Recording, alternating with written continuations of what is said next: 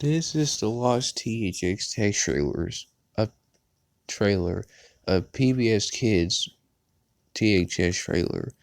I'm not gonna start the part with Annie because I like Annie, so we're gonna deal with the middle parts. But like the other trailers, it wasn't over yet. We didn't cut. We didn't go to the Lakewood Lakewood Elementary School from Arthur. Mr. Radburn started the class by saying, "Okay, class, today we are going to be talking about the history of cinema." But before the lesson could actually begin, the speaker went off and Francis Haney said, "Attention all students and staff and students.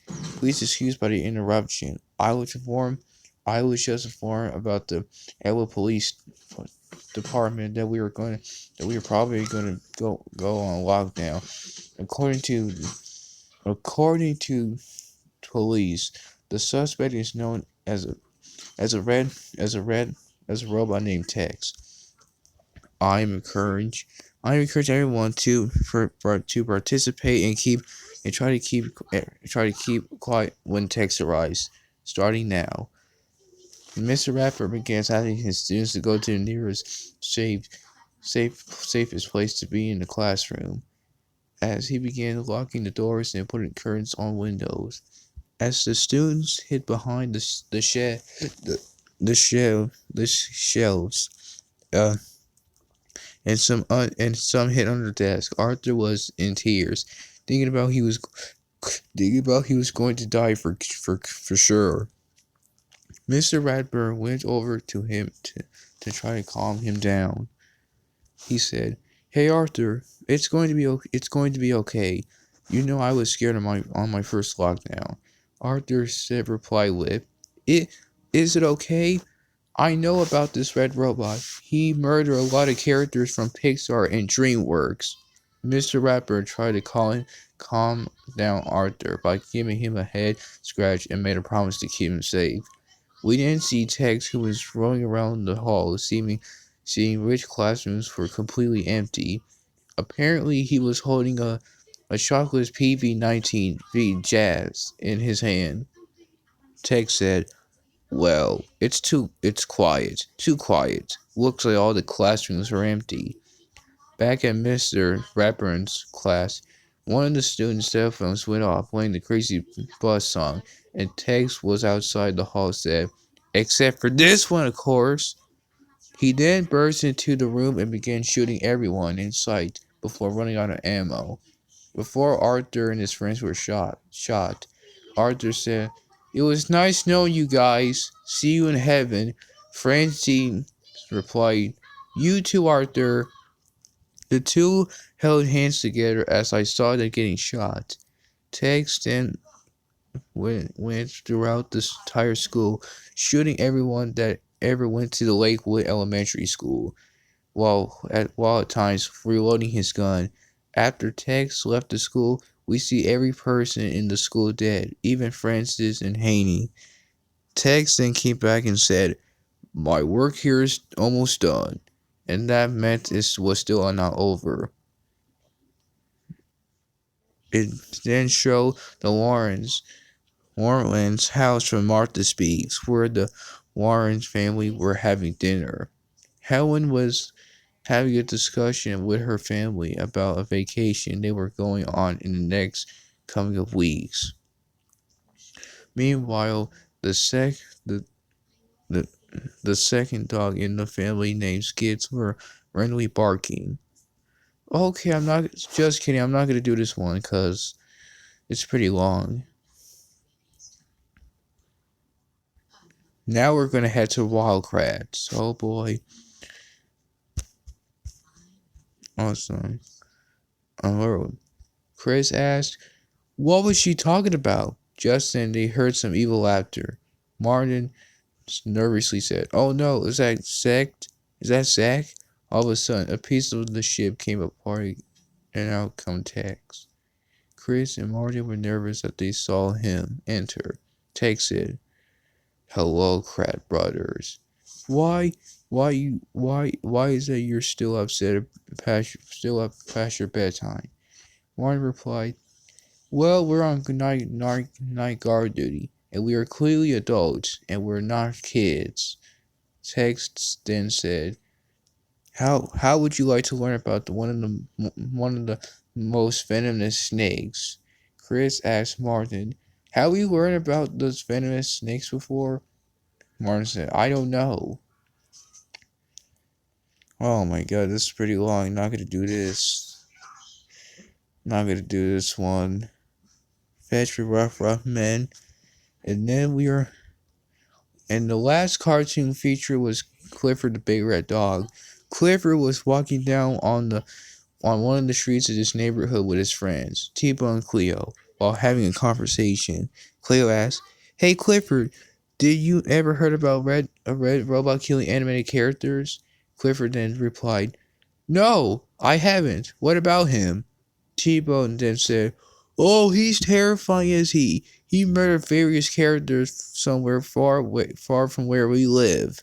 Cleo then said, Do you know who he has killed? T-Bone finished the talk with that's kind of rough, but we should all try to calm down. Clifford began to get nervous hearing all of it.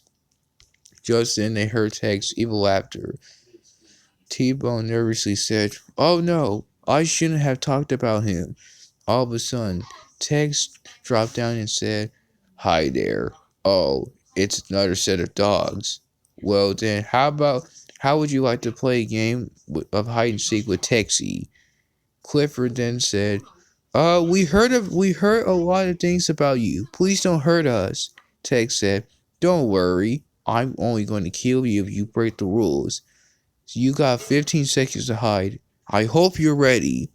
Tex then began to count to 15 as the dogs began to hide. Tex said, Ready or not, here comes Sexy Texie. He then began to search for T-Bone. Once he found him behind a bush, he said, Just kidding, anyone who gets found by me will die. T-Bone began screaming as he tried to run away from him. All of a sudden, Tex grabbed him by the leg and said, Adios, yellow pup. He took out a knife and slashed T-Bone's head. Clifford and Cleo began to hear this, and Clifford said, He told a lie. Let's get out of here. As Cleo ran, she heard a car horn, but behind her, and surprisingly, Tex was the one driving.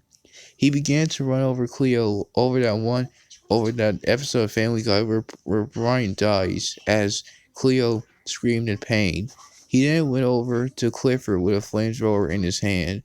Clifford nervously asked, Why are you doing this to everyone?